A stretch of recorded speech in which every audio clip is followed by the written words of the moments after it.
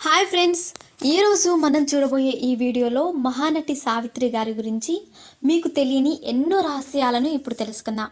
సావిత్రి గారి జీవితం గురించి మహానటి సినిమా చూసిన వారందరికీ తెలుస్తుంది.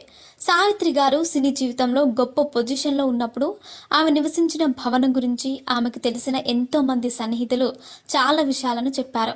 ఆ విషయాల ప్రకారం సావిత్రి గారు ఆ రోజుల్లో ఏ హీరోతో నటించినా ఆ సినిమా సూపర్ హిట్ అయ్యేది. అంతేకాకుండా ఆ సమయంలో సావిత్రి గారు ఎన్టీఆర్ మరియు ఏఎన్ఆర్ కంటే ఎంతో స్టార్డమ్ను సంపాదించుకుంది. అప్పుడు సావిత్రి గారికి పారితోషికంగా చాలా డబ్బు వచ్చేది. అదే సమయంలో ఆమె అబిగుల రోడ్డులోని అన్ని స్థలాలను కొనేసింది. అదే సమయంలో ఆ రోడ్డు పక్కనే 10,000 గజాలలో ఒక అందమైన పెద్ద భవనాన్ని సావిత్రి గారు నిర్మించుకున్నారు. ఆ భవనం దగ్గర కనుచూపు మేరలో కనిపించే స్థలాలన్నీ సావిత్రిదేవి గారే కొనుక్కున్నారు. ఆ స్థలాలను ఎన్నో కళ్యాణ మండపాలకు, స్కూల్స్కి దాన ధర్మాలుగా చేశారు. అంతేకాకుండా సావిత్రి గారి ఇల్లు చెన్నైలో ఉండే ప్రజలకే కాకుండా ఆంధ్రప్రదేశ్ నుంచి వెళ్ళే టూరిస్టర్స్ అందరికీ కూడా తెలుసు.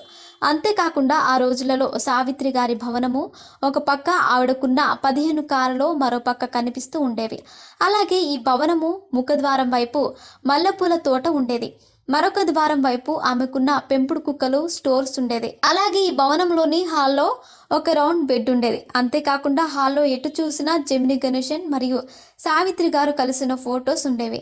సావిత్రి గారికి జెమిని గణేశన్ అంటే పంచప్రాణాలుగా ఉండేవారు. అంతేకాకుండా సావిత్రి గారు ఈ భవనంలో ఒక వెండి తాపడంతో ఒక స్విమ్మింగ్ పూల్ కూడా నిర్మించారు.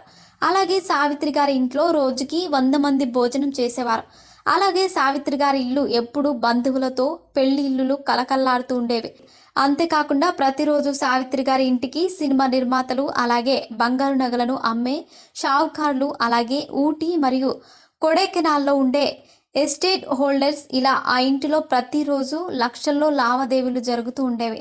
అలాగే ప్రతిరోజు సావిత్రి గారు షూటింగ్కి వెళ్ళేటప్పుడు తన 2 కార్లలో 8 మంది సిబ్బందితో షూటింగ్కి వెళ్ళేవారు.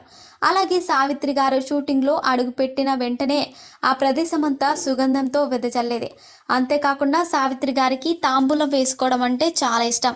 అందుకే ప్రతిరోజు ఆమె తాంబూలం వేసుకోవడానికి ఆమె దగ్గర బంగారంతో తయారు చేసిన పెట్టె కూడా ఉండేది. అలాగే సావిత్రి గారు తాంబూలం వేసుకోవడానికి తమలపాకును ఊటి నుంచి తెప్పించుకునేవారు. సావిత్రి గారు తాంబూలం వేసుకోవడం చూసిన అక్కినేని గారు మరియు శివాజీ గణేశన్ కూడా తాంబూలం వేసుకోవడం అలవాటు చేసుకున్నారు. అలాగే సావిత్రి గారు సినిమాలో అడుగుపెట్టిన మొదటిసారి ఈమె సినిమాలకే సరిపోదని చాలా మంది అన్నారు. అలాంటి వారే సావిత్రి గారిని నట శిరోమణి అని, మహానటి అని అన్నారు. అలాగే కేవలం సావిత్రి గారు నటిస్తేనే మీ సినిమాకు నిర్మాతగా మేము పనిచేస్తామని చాలామంది నిర్మాతలు అనేవారు. అంతేకాకుండా సావిత్రి గారి యొక్క డేట్స్ని ముందుగానే బుక్ చేసుకున్న చాలామంది హీరోలు కూడా ఉన్నారు. అంతేకాకుండా సావిత్రి గారు నటిస్తే ఆ సినిమాకు మేము డిస్ట్రిబ్యూషన్ చేస్తామని అన్న నిర్మాతలు కూడా చాలామంది ఉన్నారు. సో ఫ్రెండ్స్, చూసారుగా, ఇది సాధారణ నటి నుంచి మహానటిగా మారిన సావిత్రి గారి జీవిత చరిత్ర. ఇలాంటి మరిన్ని విషయాలను మీరు తెలుసుకోవాలనుకుంటే వెంటనే మా ఛానల్ని సబ్స్క్రైబ్ చేసుకోండి.